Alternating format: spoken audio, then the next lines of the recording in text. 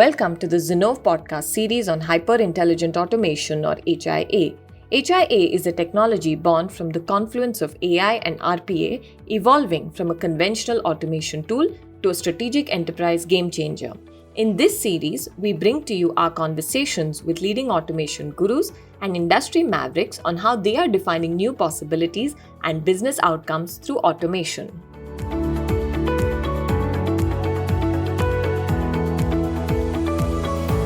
Hello, and welcome to an exciting episode of the Zenov podcast Hyper Intelligent Automation series, the most sought after destination to listen to the who's who of the global automation industry.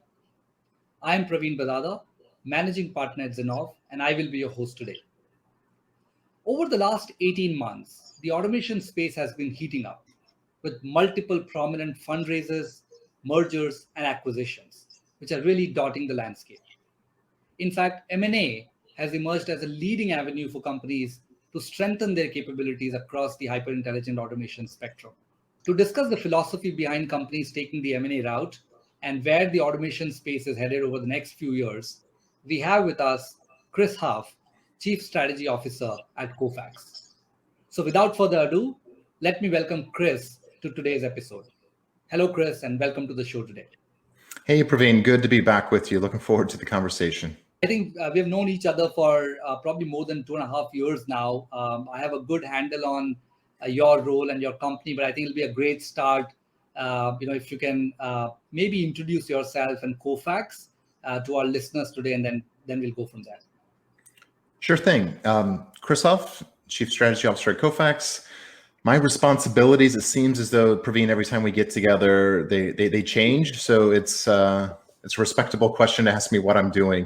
But right now I'm responsible for our global strategy, which is really just to create value for our customers, our employees and shareholders while driving internal cross-functional alignment, meaning I help us drive the operational efficiencies needed across different functions so that way we can deliver effectively to the market. Prior to Kofax, I spent about 5 years leading the Deloitte public sector cognitive automation practice. Before that, was a founder of a B2C company, and then I also spent 20 years in the U.S. Marine Corps as an officer. Awesome. So let's just get started. It'd be great to hear your view. I know Kofax is itself in the journey to transition towards SaaS.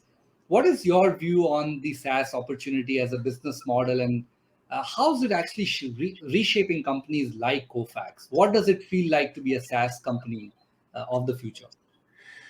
Yeah, this is really interesting, especially from a company like Kofax that's been around since 1985. So we were not born SaaS.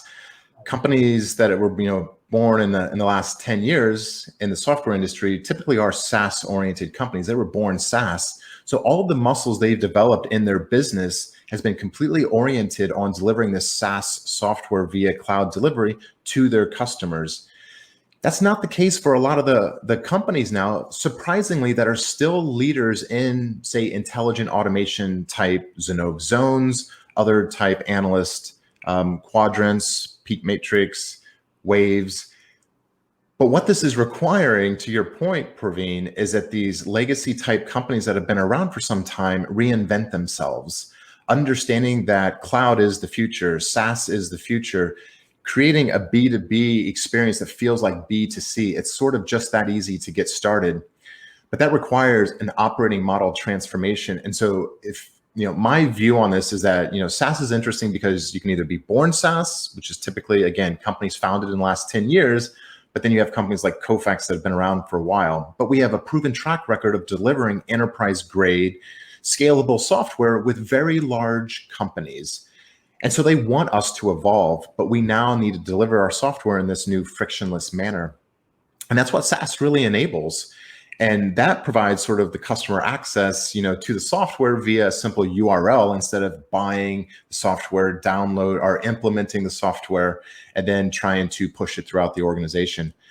I think what this calls into question then is, are these companies able to make this transition? And I think that's where you're really going to start to separate those enterprise companies, software companies that are going to be part of the future and those that are going to sort of degrade over time and probably find themselves on the outside.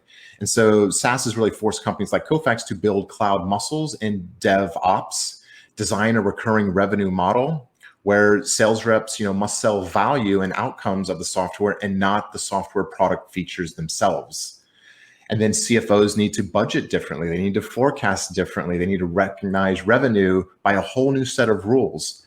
And this requires a culture reboot. And this is what I find interesting and what I love being a part of at Kofax is this culture reboot. I know you started talking about your thesis from an M&A standpoint at Kofax. I think it'll be great to, for our audience to get some background in terms of when did you actually started thinking about this, and how did you come to this, decision on whether to build a SaaS platform or to acquire it, or look at build as a core strategy and look at bolt-ons as an augmented strategy. Give us a little bit of a backdrop in terms of where did this thinking actually start, and how far along are you in that journey as of today?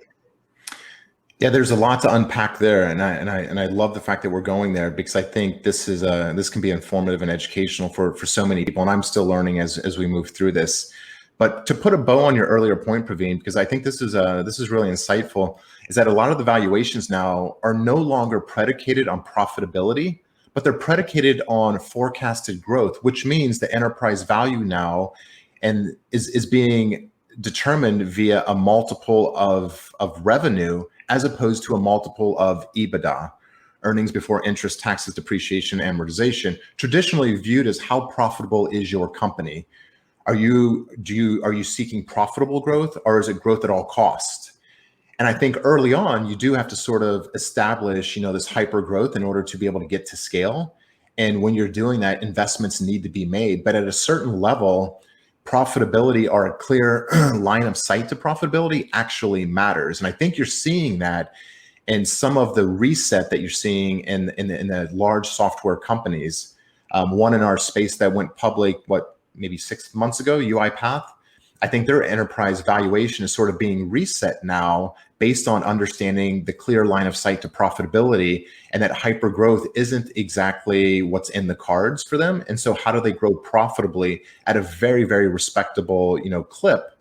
But the enterprise value reset, I think there is some rationalization as we go forward, because it's just simply not sustainable in terms of the stretched valuations. But our M&A thesis has really been to create enterprise value at the end of the day, create enterprise value. Because with the enterprise value, obviously shareholders are happy. It allows us to invest in the business, invest in the customer experience, but also the employee experience. So at the end of the day, we believe that enterprise value does drive a lot of the other things that need to happen to make a business viable moving forward. But at the end of the day, the success of an acquisition for us anyways is really determined through, the price you pay for the asset and what you can inevitably sell that asset for, whether it's a tuck-in that helps with the overall enterprise value, or it's something that you're looking to acquire, run as a separate business, and inevitably sell off, obviously at a higher premium. But it's really that simple. And as you know, Kofax is privately owned by Thoma Bravo, so private equity. Thoma Bravo, who has quite an impressive portfolio of enterprise software companies, because that's all they do.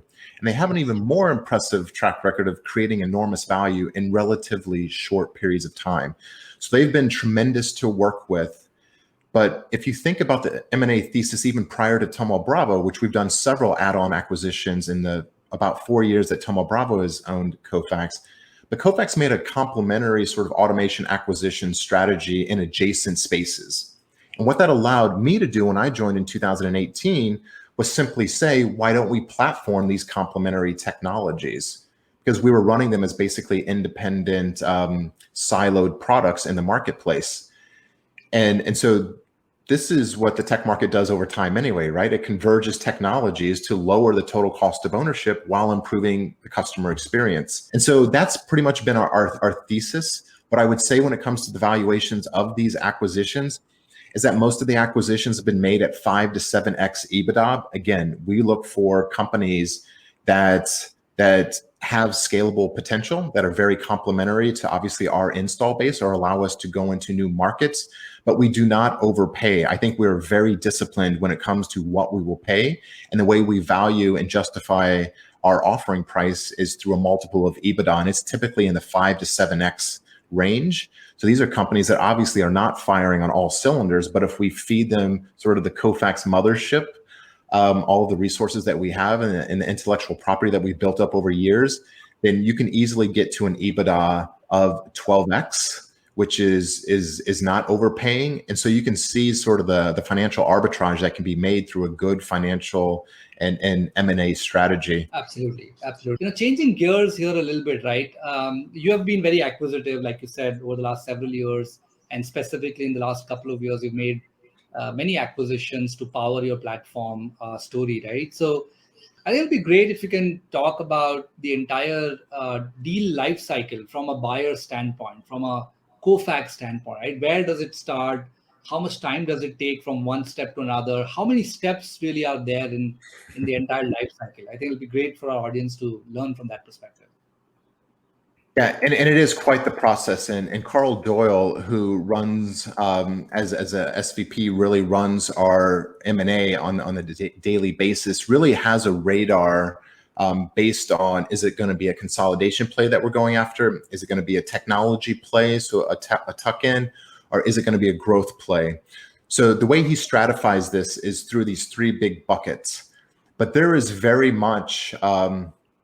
it's almost like you're doing any alliance type relationship as a software vendor, where you want to understand the value proposition before you sort of have initial engagement. And so that's what we do with our M&A targets.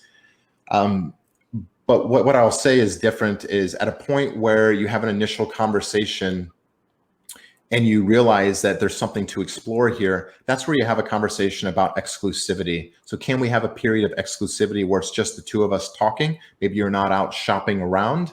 And during that period is when we then start to bring in, and obviously you've got investment bankers on both sides representing both sides. Then you obviously start to bring in legal, but you also bring in your functional leaders. That's what we do at Kofax.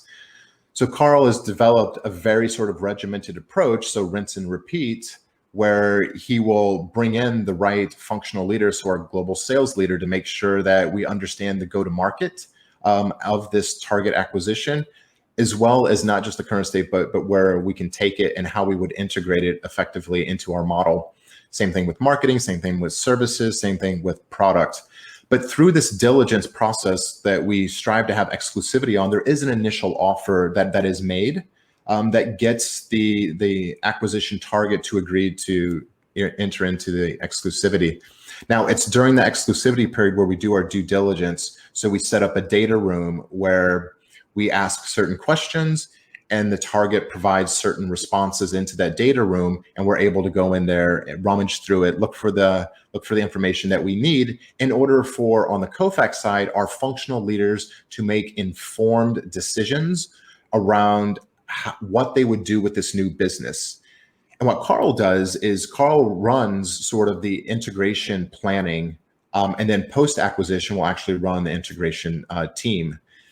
But through that due diligence, that's where there's a lot of back and forth just to make sure that what's being represented is what we would be acquiring, because that initial offer was based on a lot of assumptions. So the due diligence allows us to really dig in.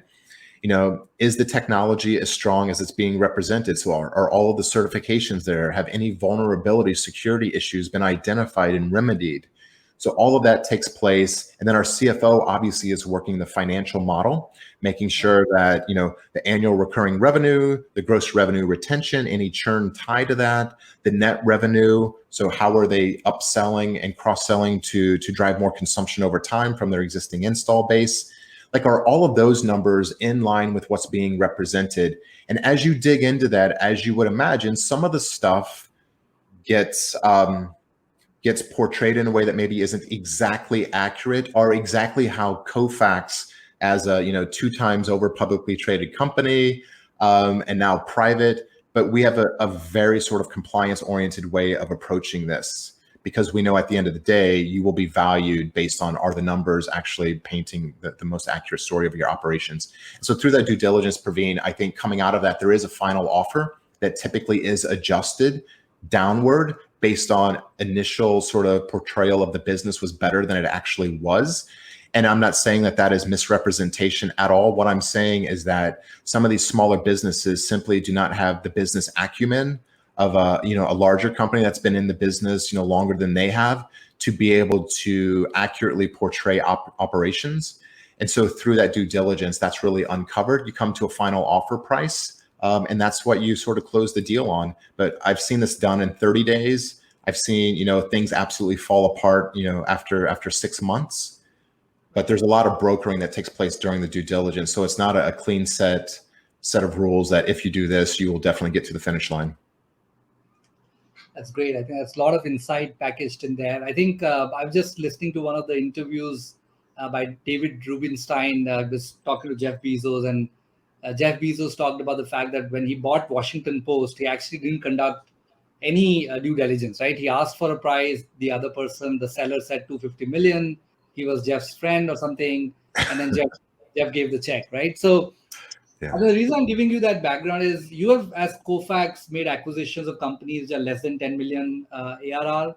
You have also made acquisitions of companies which are several hundred millions of dollars as well in the past, right? So has there ever been instances where you didn't have to go through a rigorous due diligence because it was a smaller asset, or it was a very popular asset that you desperately wanted? Or does the playbook look pretty similar irrespective of the size of the asset?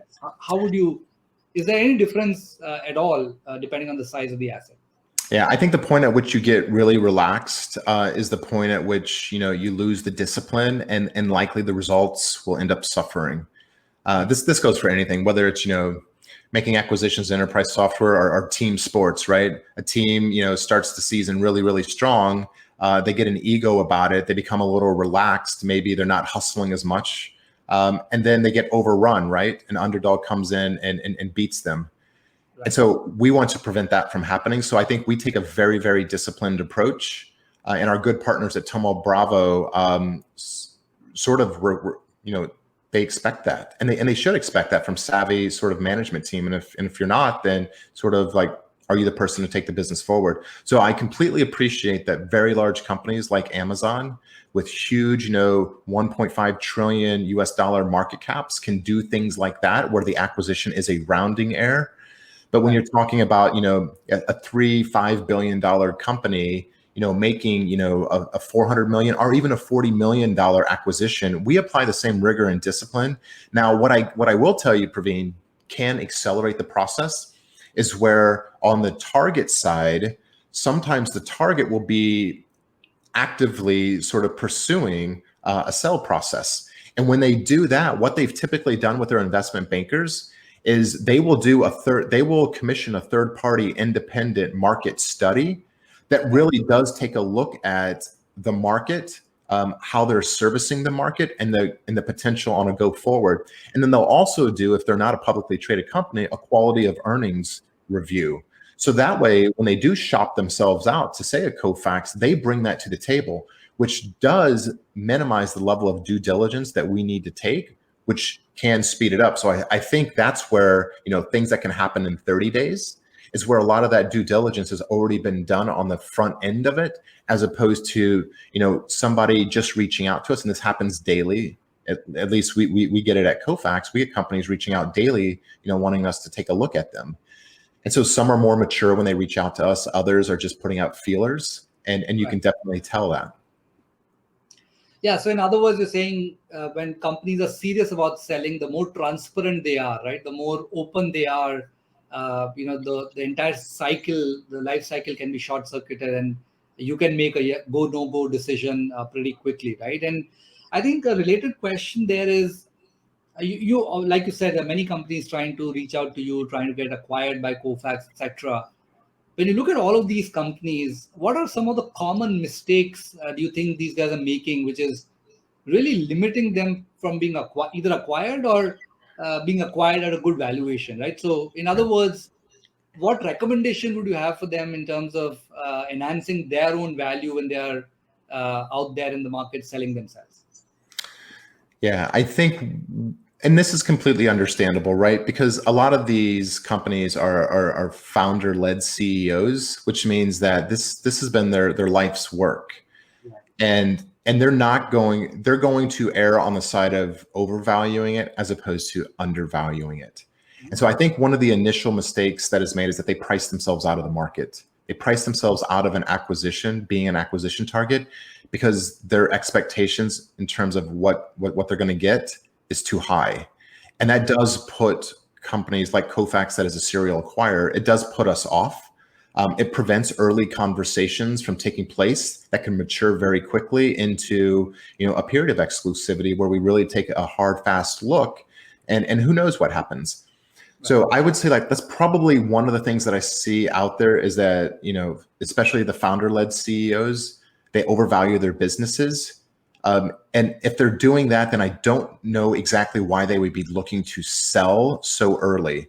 If they see that potential, then maybe it's through, alliances or partnerships where they can get the top cover needed from a bigger company, as opposed to selling out. And so I think if you are actively shopping yourself around, you need to be very, very cognizant of valuations and who you're targeting in those conversations. And if it's a private equity company that you're looking to sort of take a look at you, know that they are very disciplined about their approach. If it's a deep-pocketed VC hyper-growth company, then you can know they probably value the technology a little bit more as opposed to the financial model that will be built to justify the valuation. And so I think it really depends, but there's another element of this, and there's always a people element. The people element, which is the management team that does approach us, I think there's a level of savviness that some bring, and that level can be high and it can be low. And it's very apparent early on, that level of savviness, which means, even if we do get through an acquisition, how do they want to play moving forward? Do they want to be part of the go forward, or do they just want to cash the check? Yeah. And so going into it, I think thinking through that will definitely allow you to fast track the early conversations and get to, a green light or a red light. I think what both sides want to avoid are the yellow lights, which is just, lingering sort of conversations that really go nowhere. Absolutely. And how do companies, like those actually find buyers like you, right? Now, obviously, you are a popular company. A lot of people know you, but how do they really access the right people within the organization? More at a macro level, what's your view on the future of M&A in the automation industry? Are we at an inflection point where consolidation is actually inevitable? I think the automation market is constantly evolving, and it's only accelerating. So you have to have like a rolling series of commoditization, consolidation, and convergence perspectives. And so at what point are you in your acquisition sort of life looking at, commoditization, consolidation, or convergence of the technologies? I think embedded technologies, Praveen, which I know you guys really specialize on. So identifying what, the over the horizon, but also the, embedded technologies could be. So things that maybe are commoditized. I think embedded technologies tend to commoditize. And so if you think about what Kofax, so many of our competitors use our products because they've embedded it in their product, because it is a commodity. And so some of our older technologies that, Kofax was born on in 1985 is embedded in so many of our competitors, and some of, the more modern competitors that simply didn't want to develop the technology, so they embedded it. So I think embedded technologies tend to commoditize. Matured technologies tend to consolidate as they sort of fight for the last bits of profitability. One might think around sort of, especially in our automation space, workflow. So the old BPM that has been sort of revitalized through digital workflows and less sort of, back office sort of, can we move work? And then finally, I think you have adjacent technologies that really converge in order to remain relevant. And that's where you can sometimes get the 1 + 1 = 3. An example that we're converging right now is a lot of the PDF editors. So we made a $400 million acquisition a couple of years ago, acquired a few assets, one of them being Power PDF, which is the number 2 in the market to Adobe. But we're combining that with electronic signature, because now so much of data is being passed through PDFs. Yes. And in this distributed work environment now, a lot of this requires a signing ceremony. So somebody to sign, whether it's a mortgage application, whether it's, an onboarding of an employee and they need to sign. And so we're actually converging what we call our sign doc, which is electronic signature, with Power PDF. And so that's where we get to a 1 + 1 = 3. But that's where adjacent technologies can converge to create more value. But savvy players in the space, Praveen, do not wed themselves again to the technology. They mindfully balance a strategy that calls for almost like a protect the base that they've already built while also positioning for the future. And I think that's how one really needs to approach the automation space. It's not just the new technologies, but it's what are some of the older technologies that really are the foundation for these newer technologies to go mainstream. Absolutely. I love the framework on commoditization, consolidation, and convergence. I think there's a lot of deep insight in terms of how the shape of the industry could evolve around these segments. But I know we are on time, but one last question maybe on your advice to your fellow chief strategy officers or chief commercial development officers, corporate development officers who are looking to unfold their M&A playbook. What skill sets do they really need to be successful as the industry goes through this wave of commoditization, consolidation, and convergence, Chris? Yeah, Praveen, so I love ending on this because it gets to the human element of the business that we do. And I am very thankful and lucky that I've had amazing mentors that have taken time out of their very busy schedules and lives to help mentor me along and help me grow. And I continue to grow every day. So the advice, I take this very serious in terms of helping others out, because I know I get a lot of help, and it's only fair that I pay it forward, and I take a lot of pride in doing that. I would just say, be very mindful of exercising an intentional approach. And just like anything else, the more you do it, the easier it becomes and the better you get at it. And so reach out to others in the industry. And I'm certain that they will share sort of the lessons that they've learned. So that way they have, again, put in place a more intentional approach, and they stay pretty disciplined to it. There's always going to be exceptions, but I think as you develop that intentional approach, you'll find that it becomes easier, and you begin to sort of execute better deals. And at the end of the day, that's what you want to be known for: somebody that takes a lot of pride in their work and is really, really good at it. And so taking an intentional approach and just reaching out and leveraging the network can help you get there. Awesome. Thank you so much, Chris. I think, as always, this was a really delightful conversation with you. It was extremely insightful, very interesting, very, very enlightening. And I'm sure our audience took away a lot of newer perspectives and really thought processes that can help them set the right tone when it comes to outlining their M&A strategies, be it from a buyer's perspective or from a seller's perspective as well. So really appreciate you sharing very candidly and generously sharing your learnings and insights on this piece, Chris.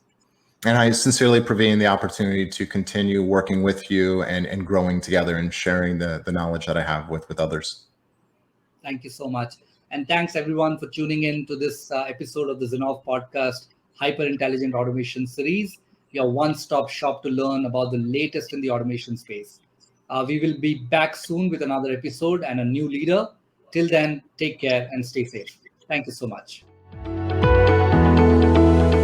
Thank you for listening to this episode of Hyper Intelligent Automation Series. Stay tuned for more such interesting episodes. You can listen to our podcast on Apple Podcasts, Google Podcasts, Stitcher, Spotify, or wherever you get your podcasts from. To get more insights on how you can make your automation strategy count, connect with us at info@zinnov.com or visit our website www.zinnov.com. Follow us on LinkedIn at Zinnov for regular updates on our content. Thank you again for listening to the Zinnov podcast.